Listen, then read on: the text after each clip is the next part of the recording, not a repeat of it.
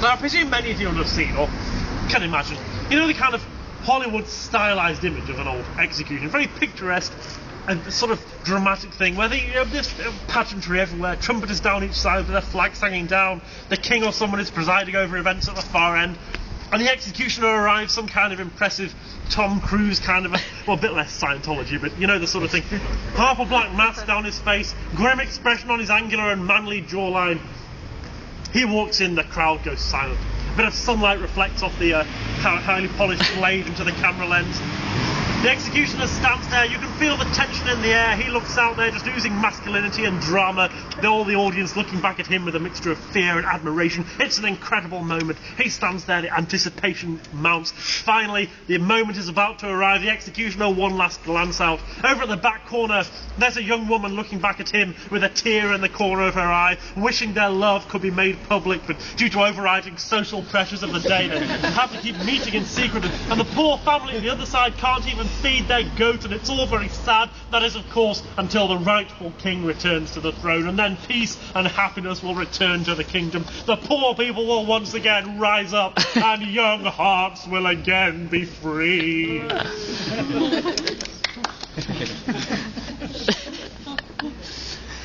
Thank you. Sorry, I touch myself sometimes. You know.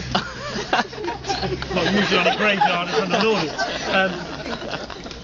Execution then, I do apologise. All I was getting around to saying is the image we have of an old execution is a very stylised, picturesque one.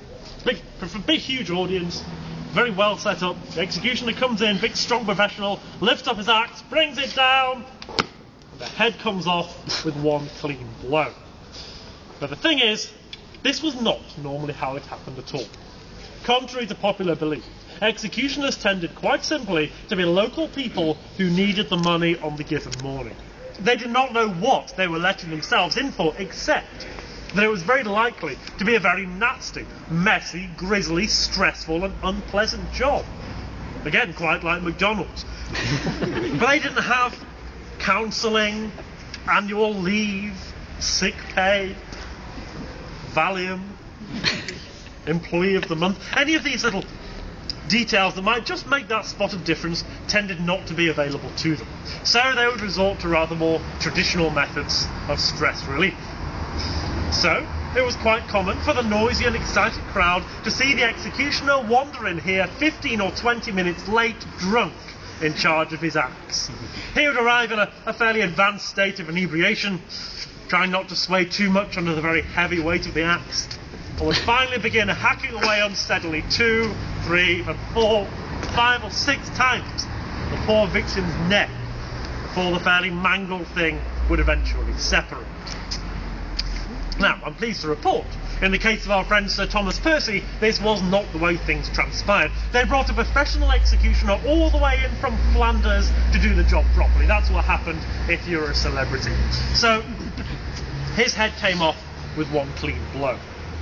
But another interesting fact about execution is that when a head comes off a body with one clean blow, oxygen stays inside the brain for at least a further 20 seconds.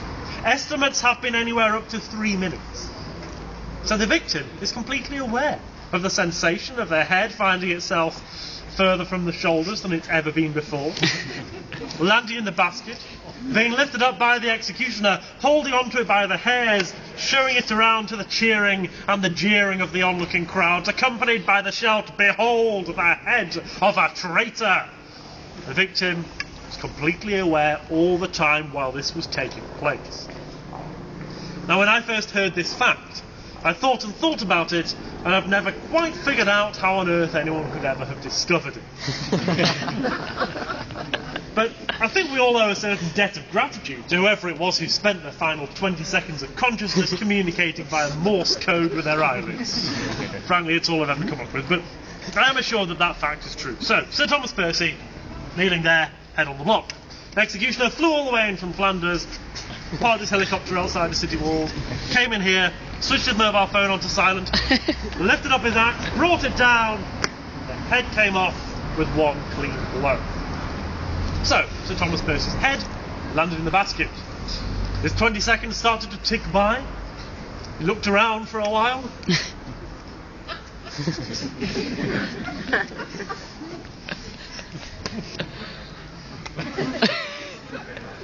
couldn't really think of anything productive to do with his last 20 seconds. To be honest, I don't think his heart would have been in it anyway. Maybe he just didn't have the backbone.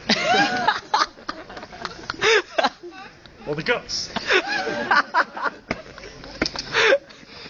Or the balls. So he just died now. At this point, his head was taken by the authorities, drained of most of its blood, and pickled in a small barrel of Foster's lager. Sorry, vinegar. I always get those two confused.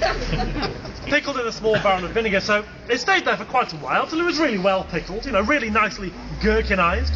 So they took it out again, got a nice newly formed metal spike, which they inserted very firmly, very sharply into the squelchy end, and the head was placed on display high above the royal entrance to the city at Micklegate Bar, one of the big castle gateways on the city walls.